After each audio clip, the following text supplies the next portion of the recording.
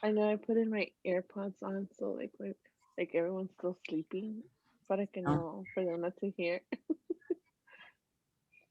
Okay, everybody, welcome to the Hoover Elementary School Kinder Enrollment and Information Tour.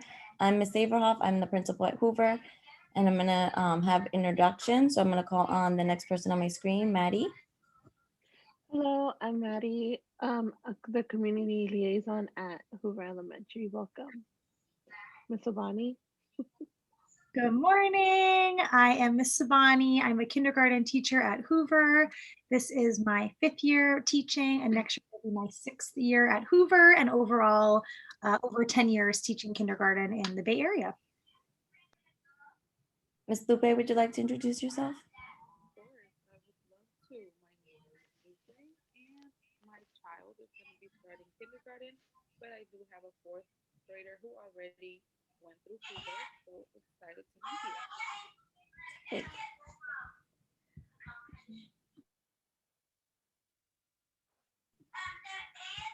All right, we're gonna go over the agenda. So we're gonna do a welcome, and then we're gonna tell you a little bit about Hoover, and then do a little virtual tour of the classrooms, and then talk about enrollment information. And at the end, we'll have time for question and answer, but we'll pause in between for some questions.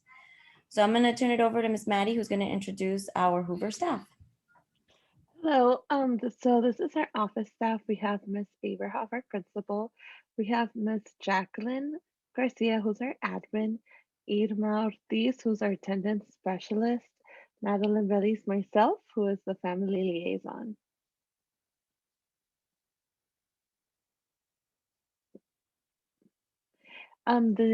These are our SDC teachers. We have Miss Carpenter, Miss Jackie Harris, and Miss Savannah Gamble. We have kinder and first teachers. Here we have Miss Sabani and Miss Torres, who are work with kinder, Miss DeWong and Miss Lynch, who are in first grade. And then, sorry, I forgot to fix that again. So, we have our second and third grade teachers. We have Miss Kian and Miss Lapointe, and then we have Miss Matthew and Miss Islam with third grade. Then meet our fourth and fifth grade teachers. We have Miss Rowe and Mr. Ramon with fourth grade, and Miss Ellison and Mr. Louis with fifth grade. This is also our support staff. We have Miss Katie, who she is with tech lead, Miss Anna, who is our steps up, Mr. Baxter, our music teacher, Mr. Vasquez, our sorry, I was gonna say nuestro, our RSP teacher, Miss Goddard, who wouldn't is not with us anymore, but she was our speech therapist, and Miss Sarah, who is our therapist. Also, we have Miss Jones, our cafeteria manager, Miss Eva, our day custodian, and Mr. Ford, our night custodian. And we also have after school on site. This is our coordinator, Mr. Lugo, Mr. Michael, who's our kinder instructor, Miss Patty, our first grade instructor, Miss Vanessa, second grade instructor, Miss Brittany, our third grade instructor, Mr. David, our fourth grade instructor, and Mr. Najee, our fifth grade instructor. So I'll tell you a little bit about Hoover by the numbers. We have about 270 students. 58% of them are language learners, meaning that they speak a language other than English at home. And the languages spoken at home, 43% of students speak English at home, 42% of students speak Spanish at home, 10% of students speak Arabic at home, and then we have 5 other languages that are spoken in our homes at Hoover.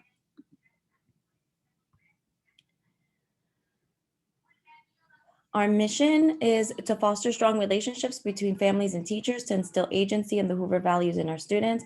So the relationship between the adults is really important in order for our students to benefit. Our second part of the mission is to prepare students and families for 21st century college and career readiness. We really want them to be ready for whatever they want to do in the future. And the third one is to promote healthy lifestyles through nutrition and garden education. So the nutrition is really important at Hoover. It's something that we really try to strive for, keeping kids eating healthy and mentally healthy, physically healthy, and making sure that we, save the snacks and the treats and all of those things for at home or for special occasions, but really, show kids that it's important to take care of our bodies and our minds. Our vision is we are a STEAM academy, and we are really promoting 21st century skills. We're a K-5 school. We want to develop independent thinkers and lifelong learners who have the skills and mindset to graduate from college and make a positive impact on their community. And below you see our core values. These are the values that we really promote with our students and that we teach. And we think that these are the things that are going to help them be successful in life. So kindness, healthiness, ownership, perseverance, and curiosity. I'm going to pass it over to Ms. Sabani, who's going to talk about some of the things that we teach, and especially, with kindergarten. So we know that in kindergarten, social skills development is just as important as academics. And these are some of the tools that we use to support students' social and emotional development. PBIS is Positive Behavior Intervention System. What that means is basically that we teach expectations for the classroom just the same as we teach academics. We want students to be successful, and we explicitly teach them exactly how we want them to engage in the classroom with their peers and with the teachers. Toolbox is another curriculum that teaches students coping mechanisms and strategies for managing conflict and managing big emotions. For example, breathing tool, please and thank you tool are some of them. Caring Schools Community is another curriculum that focuses on building community together through positive interactions and also cross-grade buddies. So in kindergarten, we have third grade buddies, and in a typical school year, we would get together with those buddies once a month and do fun activities together. We also intentionally build in daily choice time into our kindergarten schedule so that students have opportunities to share, interact with others, resolve conflict, and develop those social skills that will make them feel comfortable and to get to know each other. So at Hoover, we are also a STEAM academy. So we focus on science integration. These are some pictures from our beautiful garden of kids interacting with our chickens and some of the food that we grow. We use FOSS from Lawrence Hall and EL-Ed science curriculum that focuses on hands-on investigations, group work, and it always integrates English language arts, reading and writing about science content. We go to the garden once a week or more if possible. Students have one-to-one technology. We have iPads in kindergarten that are touchscreen that students use. And the topics that we cover through the year are trees, weather. We have live animals that come like fish and snails, and students learn about motion, which is really fun. They learn how gravity works with balls and ramps.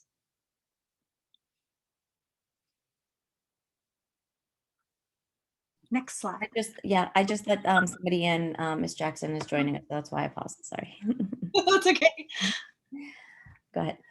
Okay, so this is a sample of a typical day in kindergarten when we are full day in person. This is what it looks like. We start the day with outside play in the yard where parents and students can interact together freely. We have breakfast in the classroom. Even if your child eats breakfast at home, it's really important for them to still come on time because that is a social time for students to build community together. Then after about 15 minutes, we clean up and have a morning meeting, social emotional learning and community building time with the curriculums that I previously talked about. Students have core subjects for 2 hours, math and reading. We have lunch and a quiet time, rest time afterward. We then engage in calendar routines and then more core subjects after that, writing and science with recess. Everything in kindergarten, I want to say, is routine that really helps children know what to expect. And it's really important for their development that the days feel the same. The schedule is the same and they know what to expect. At the end of the day, we have a closing circle and dismissal. And this picture is from one of our arts workshops from virtual learning this year with Attitudinal Healing Connection. I'll also mention that for kindergarten, it's important for parents to walk kids to the kinder yard in the morning, and then you're going to pick up from the classroom door. So the doors are marked where you pick up, and you just wait outside the door until the teacher, opens it for dismissal time, and the kids will be let out and picked up at the door so that the teacher can see who's picking up. We also have special education programs at Hoover. So that's for students who have IEPs or individual education plans. We have two types. One is a moderate to severe special day class for students with autism. And there's one teacher, two support staff, and about 10 students in that class. And then the other is a resource specialist program, which is a program for students who have IEPs. The teacher either pushes into the classroom to support students in the class or pulls the kids out to give them support academically for things that they need to catch up on. Do you want to do this one or you want me to do it, Ms. Sabani? Sure, I can start, and then I have to go start my class. Okay. So this picture is of summer preschool. That's one of the programs that we typically have at Hoover, a transition program to welcome the incoming kindergarteners. And these are some of our partners that we work with. We have after school program for kindergarten, which a lot of schools do not have after school for kindergarten. So we're really proud that we have that at Hoover. We have BACR, which is on site. We have Harriet Tubman, a preschool across the street that takes school age students for after school. We have Boys and Girls Club down the street on Market and Mead, and we have the Youth Center across the street on Market. And then some of our partners that work with us with teachers and programs in the classroom is Chapter 510. They do bookmaking and art projects. We have AHC, Attitudinal Healing Connection. They've been doing art therapy and workshops in the classrooms and also virtually this year. We have AAYSP, which supports Yemeni students. And we have programs that they push in and they do tutoring, and they also do presentations to the class. Mandela Partners has been working with us to provide free produce boxes, and we go to the West Oakland Library, usually about once a month, on a free bus field trip. Now, the programs that are off-site for after-school program, they pick the students up at the school and make sure that they get to the program safely, so parents don't have to worry about that. So as I said earlier, family partnerships are really important at Hoover. We have some ways for parents to participate. One is the school site council. It meets monthly, and that's the team and body. It's teachers and parents and community members that make sure that we are following our school plan and budget. We have cells. It meets about 6 times a year, and that's our English learner subcommittee, where families of kids who are English learners and speak a different language at home get together and think about what are the programs and how are we supporting our students. We have African American Parent Council, Latino Heritage Council, and Chai Hour, which is a monthly time for parents to get together by ethnicity and race, and to be able to talk to each other and support each other and think about the issues that are unique to their community. And then that gets brought back to me and to the staff in order to better support each of our communities. And then we have Coffee with the Principal, which is where we all come together and kind of talk about what's happening at the school and have an opportunity to just ask questions and be in community. We have assemblies monthly where we're learning something together as a community, and students are being awarded for different academic and other, SEL goals that we have. Of course, parents are welcome to join us for Garden Work Day and volunteering in the garden and volunteering in the classroom. And that's done through the Oakland Education Fund for people who are more regular volunteers, to make sure that anybody who's in the classroom or in the school is safe and has been background checked, and we don't have anybody on campus around students that we don't know who they are, and make sure that they're able to help out. So I'm going to show you a video. You got to meet Ms. Sabani earlier, but here's a little video where she talks a little bit more about the work at Hoover and her role. Hello, preschool families. This is Miss Sabani, the kindergarten teacher at Hoover. Just wanted to introduce myself to you. Your child might be in my class next year, or they might be in the other kindergarten class at Hoover. So I've been at Hoover for 4 years, teaching kindergarten all 4 years. Next year will be my 5th year. Before that, I taught kindergarten in Alameda and at another school in Oakland.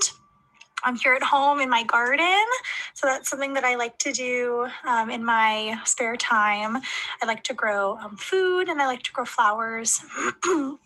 and often like to bring in those things to show the kids and teach them and participate with them as well in our Hoover Garden.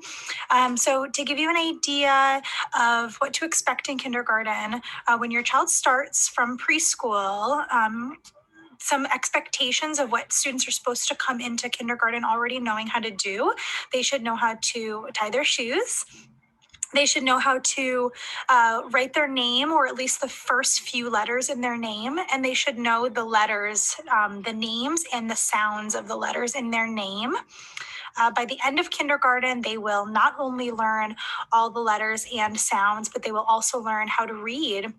They'll learn how to read simple sight words, and they will learn how to read words that are like consonant, vowel, consonant words, such as cat, mat, bat, words like that.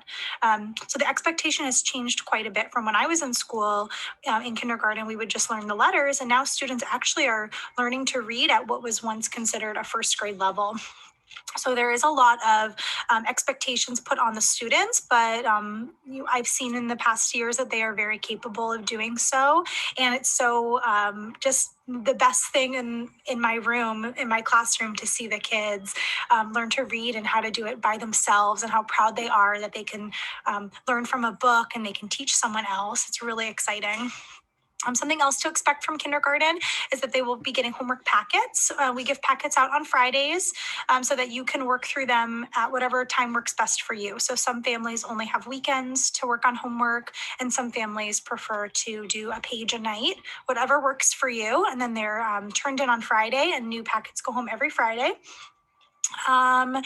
Students receive prizes for doing homework, and we try to incentivize them so they develop the habit of taking home what they've learned in school and teaching you about what they've been learning in school as well. So those are some of the expectations for learning in kindergarten. Like I said, it's a lot different from when I was a kid. The expectations are a lot higher, but students always rise to what we ask of them, especially if the teachers and you, the families, are able to partner together, which I really look forward to doing. So nice to meet you. I hope you're all at your homes feeling safe and doing well and healthy. And I can't wait to meet you in person next year.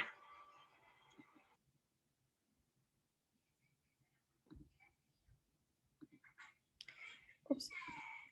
So just to give you a sense of what the classrooms look like, here are some kindergarten students on the left. That's the attitudinal healing connection. They were making drawings and counting octopus legs. So they were counting the legs and the colors. And then on the other side is a parent volunteer who came in and did a little project with the kids making cookies. Over here we have the students who are book buddies. So kindergarteners find a place, they have a buddy where they get to read together, and they find a place where they get to read. Usually it's kids who have different reading levels, and they get to practice reading with each other and helping each other. And then we have a volunteer. We have read-ins that happen throughout the year. We have a Latino heritage read-in, an African-American heritage read-in, and an Asian heritage read-in, as well as other read-ins. And so then we have guests come to the school and read to the kids on the topic. And so this was Miss Sabria who was reading to the students about her culture. And it was exciting for kids to learn about a different culture and also to see themselves in the culture, because we do have Muslim students in our classroom. And so I'm going to stop share for a minute here before we get into enrollment to see if there are any questions about our program.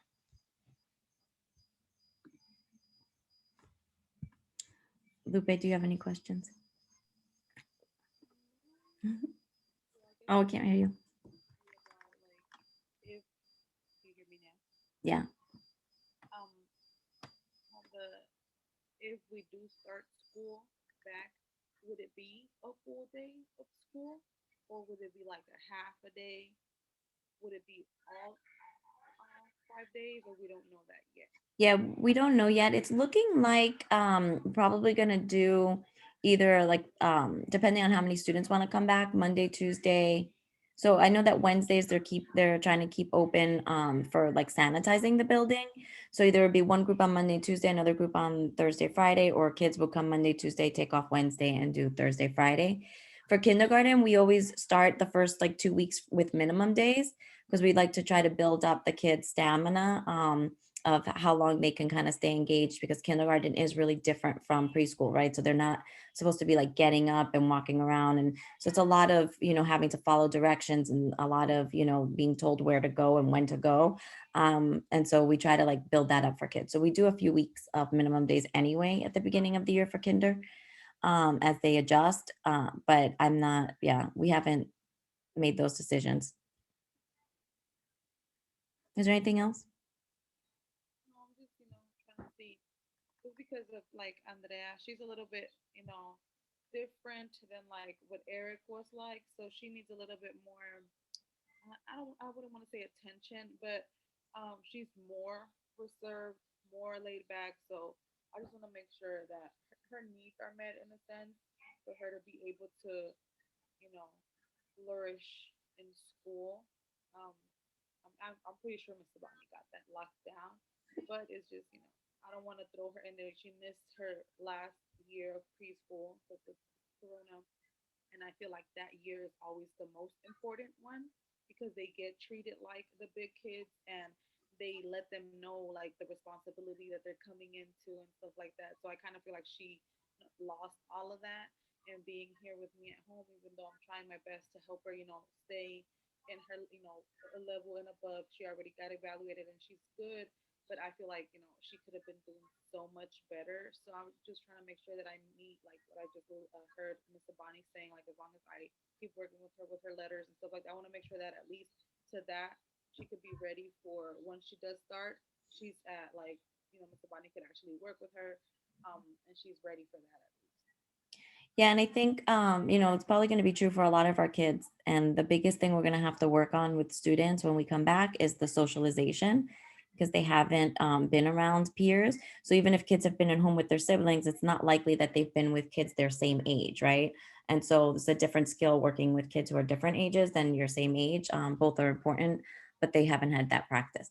So that's definitely going to be a big thing. It's a big thing in kindergarten anyway, but it's going to definitely look different this year. And then the academics, like we're going to have to come up with a plan, because students, the online class has only been an hour or so, 2 hours a day. It's not a lot of instruction time, and they're not able to focus in the same way as they would if they were in school, right? Because their siblings are in class, they want to see what's happening there, or the TV, or I know my kid keeps sneaking toys.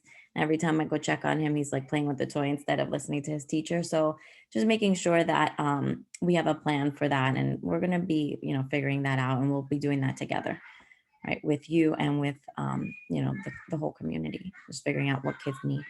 All right, I'm going to continue the presentation. So the next part of the presentation is about enrollment. So the enrollment deadline is February 5th.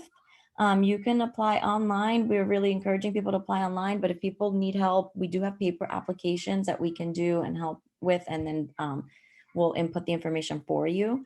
You have to confirm your school by March 11th. You'll get an email saying what school your child got assigned to, and then you can either confirm or decline it. There's also wait lists. So when you go to enroll, you rank from first to, like, I think there's 6 options. So from first to six, which schools you would prefer. And then if you don't get your first choice, they will put you on a wait list. Or like, let's say you get your third choice, they'll put you on a wait list for the first and second choices. And then as people confirm or decline, then you'll be able to move on the wait list. So that is something that is all done electronically and through the enrollment office. It's important that you go to the website, and you have to do, it's called School Mint. And so I think it's on the next slide. Yeah. So if you're new or returning to OUSD, you can create your own account. You use an email address or a mobile number for School Mint. If you already created your account from last year, or if you have other kids that you've already enrolled, then you can just log into your account and then add your child on there. And you're going to need a copy of your ID, the student's birth certificate, and a proof of address. So that could be like a bill or anything that's been mailed to your house, anything that has your address on it with your name, so that you can prove that where you live. Because enrollment is priority is given to kids who live in the neighborhood, it's important to for us to know that you actually live, what neighborhood you actually live in, and then you'll be given priority for your neighborhood school. So priority is given first to siblings, so that parents don't have to be shuffling kids around between different schools. And then the second rank is neighborhood kids. And then the third rank would be, OUSD employees. And then the fourth rank, or like people who, so the third rank is like OUSD employees, or people who work near the school, right? And then the fourth is other kids who are from outside the neighborhood and want to go to the school. If you're doing your online enrollment, the easiest thing to do is to have a picture of your ID, and the birth certificate and proof of address, and you can just upload those the way you would a regular picture.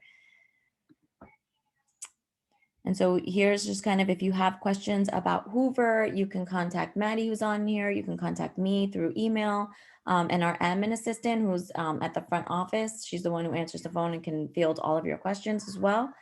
And then, of course, if you have questions about enrollment in general, you can email the enrollment office at enroll@ousd.org.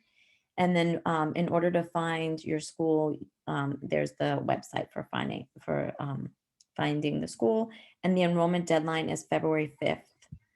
Of course, you can enroll before February 5th. So this was the question somebody had. They were like, I'm waiting till the 5th. And I was like, don't wait till the 5th. If you know what schools you want, go ahead and do the paperwork and enroll and upload all of your things, so that you don't have to worry about it. And we're gonna stop here and just leaving this up so that you can kind of see all of the information in case you want to write it down.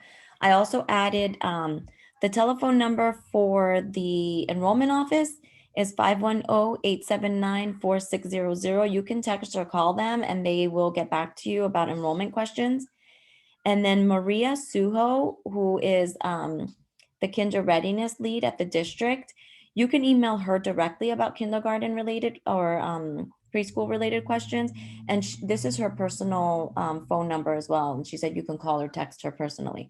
So her number is 510-879-2760. Actually, that's not her personal, that's her office number, but it takes calls and it goes to her cell phone. So the numbers are linked. So you can call her personally if you have any questions. So any questions or anything else before we close for today? No? Will you guys be having summer school? I think we will be actually, there will be summer school and there will be a West Oakland hub. If it's online or hybrid, they're still trying to figure that out. And we take turns hosting summer school. So we hosted last summer, which means that it's probably going to be MLK's turn to host this summer. But that's not set in stone yet because, we're not sure. MLK also hosts a lot of the special ed programming. So, we need to figure out the numbers and if we're having summer school, what it's going to look like, who wants to attend, and then we'll figure out which schools are hosting. But there will be some summer support. From when I enrolled Eric, that I was actually in contact with. I still have her information because she was the one who helped me get Eric into kindergarten summer school at that time because I was a little late on it. So I just want to make sure, if there is some summer school like that I could attend, but with the school. So I feel like it's better with the school that you're gonna be in. Right. That helped him a lot. Like, look, this is his school. To where a lot of his friends stayed in the preschool for summer school. I was like, no, I need him to know that he's not gonna be back here. Yeah, because it helps get transition. They get used to the building, they get used to going in, and it's smaller, and so it feels more not as scary. Mom was his summer school teacher, so she Oh, and then she ended up being a teacher. So it was just such a good. that was an easy transition for him and for her too. So that's why they try to rotate it just to kind of make it fair, right? Because if the same school's always hosting, you do kind of it gives an advantage to those parents and to those teachers, right? And so they want to make sure that all the schools get an opportunity. And so, yeah. Okay. Because a lot of the people that participate are not Hoover parents. Right, because like it's for all of the West Oakland schools, but like the Hoover parents who go to the Hoover like summer school are gonna have the advantage, right? And then the parents, the MLK, like if Hoover kids go to MLK, that they're still gonna get that summer, experience, but the MLK parents are gonna have a little bit more of the advantage of, being at their home school and getting to know their home staff. And so they just, try to mix it up. But OUSD is really good about making sure that every school does have, not every school, but like that we all do have a place to go to help academically. Because at the end of the day, that's really the most important thing, is giving kids that little extra push to get them ready for school for the next grade. Okay. I'm gonna go enroll her now. Excuse me? I'm gonna go enroll her now. Great. Do that now. And let me know if you need help. We're here to help you. I'm gonna